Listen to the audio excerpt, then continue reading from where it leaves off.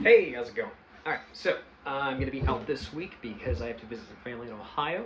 I think I mentioned that last week. So we're going to look real quick at some active applications of the CAGE system that we were talking about. Again, the CAGE system stands for C, A, G, E, and D. Looking at the neck, we can connect those 5 chord shapes. C, A, G, E, D, in new ways by thinking of them as shapes rather than specific chords. So this particular C major, standard C major, if I realize that my third finger and my first finger are both playing the root notes of the chord, then I can shift this and compensate by moving it up and down and using that same shape to create different chords. Right, so if I take this C major, third finger's playing the root, well, I want to move it up to a D now. Well, D is 2 notes higher than a C, so I move it all up 1, 2 notes higher. Right now, I think we mentioned last week that some of the open strings are going to cause some issues here and there. Right, there's no G in D major. We're supposed to have D, F sharp, and A. Right, the 1, 3, 5, using the system that we talked about last week. Also, how do we do that? How do we compensate? Well, we compensate by changing which fingers are playing which notes. Instead of using the first, second, and third finger, we're going to use the fourth, third, and second finger. And as we go up, we're going to use that first finger to compensate for the open string that we had. So now, as you can see, if you imagine this all drawn out, this is the same as that shape. Right? So, back here, we have 3 different shapes. For the D chord, you can see right here, we're using what actually looks like an A shape. For the B minor, we're going to be using what can technically sort of, it's sort of an E minor shape. Now, it's kind of abstract to look at, but if you imagine that, because I've only written this with 5 strings apiece, right, I kind of omitted the low E. Imagine that there's a low note right here. Well, that's the same thing as your E minor chord, right? We're just taking that that open string and moving it up fret by fret until we get to a B instead of an open E. Now, typically that would take 7 fret movements. Immediately, starting at the, where are we? There we are.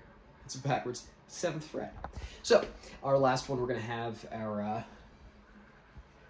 G chord over here, utilizing that C major shape.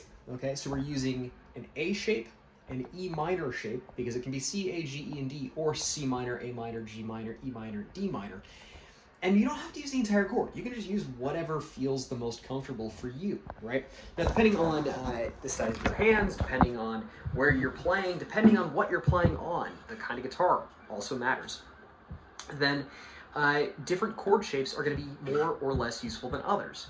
So, for example, I wouldn't necessarily want to, if I'm playing all the way up here, I wouldn't really want to play my G major shape as like, you know, this A major form, because I'm already over here. My first finger's already back here. Well, conveniently, I can modify it a little bit to play a G major. Again, I've got C, C sharp, D, D sharp, E, F, F sharp, G. All right, now, how is this useful? Like I said, if you can find elegant ways to play through the chords that are being played in the background to create small arpeggios, especially with ambient effects that are typical for a praise and worship environment, a lot of reverbs, a lot of delays, you don't want to use too much. You want to use, in terms of notes, you want to use something that feels like it can kind of follow through and create a through-line narrative, a melodic and textural musical narrative that'll kind of connect everything, right? So, in the background, as the song's playing, we've got this to a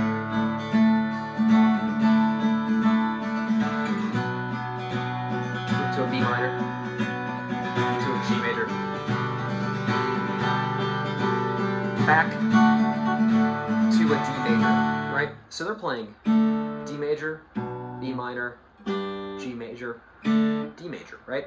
Well, in that way, what we can do is play using these 3 chord shapes, the C major chord shape, adjusted and compensated for a D major, the E minor chord shape, adjusted and compensated for a B minor, and then lastly, the C major, sorry, like I said, the A major adjusted for the D major. There we go.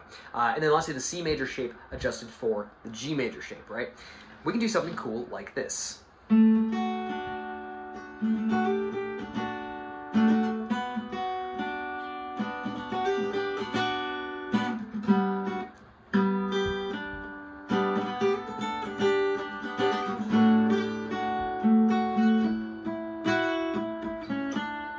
Right, so I'm taking this basic shape, adding a little bit of flavor with that second finger. It's not in the chord, but I'm kind of giving it something to differentiate it from just, which is the exact same notes as, literally the same notes, but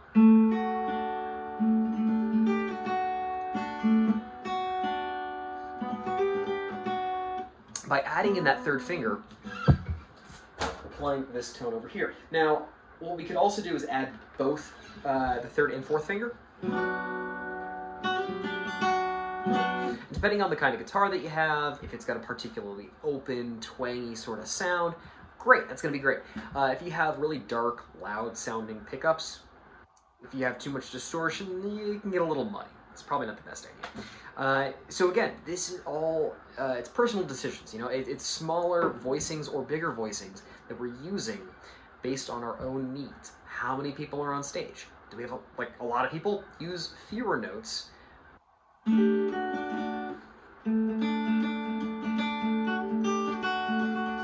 you have a few less people? Well then, yeah, I'm justified in playing this A natural over here, right? Do you have, like, no one else on stage? Well, adding in more and more notes as you go based on your own needs. If we look back at that C major shape for the last chord, G, I'm just kind of playing through all that. So that thing that I'm doing right there versus how it's happening, I think a useful device to throw into your arpeggios is to have at least one chord that is fundamentally different in how you're approaching it melodically. So the first 3 chords, or the first couple of chords that we're doing, the first 2, we're adding in this G right here at the 8th fret of the B string, right? Well, once we get to the G chord, that G is already in there, right? So how do we make it different? Well, using your 4th finger, we can add in that A, a note that really hasn't been explored very much.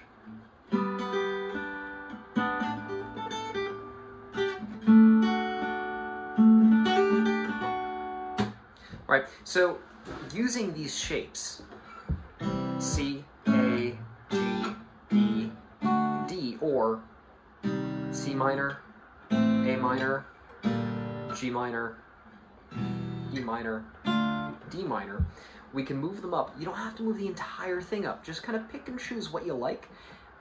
And again, the secret is find the root note within that chord. Use that to move everything around and compensate. I'll give you another example. We're taking this A shape, right?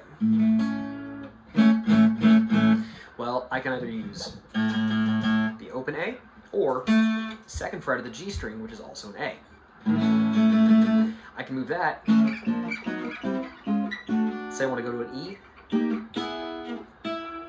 Once that 2nd finger on the 3rd string gets to an E, there's my E major in an A shape, right? If I give you one more, let's say it's going to be a G. And let's go with a G minor, right?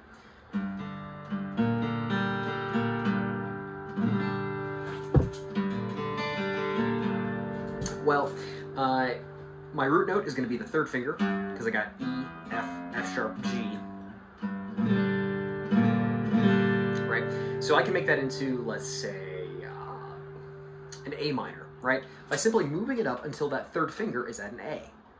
A, G sharp, sorry, G, G sharp, A. There we go. All right, so you notice that I went from using my third and first finger to using my first, second, and fourth finger. Fourth, second, first, right? So I did that because it's like way easier to do that, you know, and you got to compensate for that open string. So what I'd like to try to do is use these chord shapes to come up with an arpeggio. And we kind of talked about this last week as our homework. Use these chord shapes to give you shapes for arpeggios that you can play over top of songs that you already like, that you already know. What we can then do is kind of move out of the way of the acoustic guitar player, and ideally also move rhythmically out of the way of the keyboard player, because most keyboard players in this environment are also going to be playing kind of the same pitch range as you, and a lot of times they'll also have like the same textural components. They'll sound very similar to us as guitarists. It's just kind of part of the genre, right? So I'd like to find a new way to play a song that you already know using this system, and specifically a way to play it where you don't feel like you're stepping on anyone else's toes, that you're nice and clear and present, and then you're also contributing something new to the song that wasn't there originally, adding a new dimension to it. That's really the point of our role on stage, is to add a dimension that kind of combines the rhythm guitar to the keyboard. All right, we have melody, we have interesting tonal components, but we're also still sort of outlining, you know, the harmonic changes there, okay? I'll give you one more look at these guys. Again, we have D in the A shape, B minor in the E minor shape, and G in the C major shape. Chords for the song were D, B minor, G, and then back to D. That is the first, the minor sixth, the fourth, back to the first of the D major scale. If you have any questions, shoot me a text. See ya.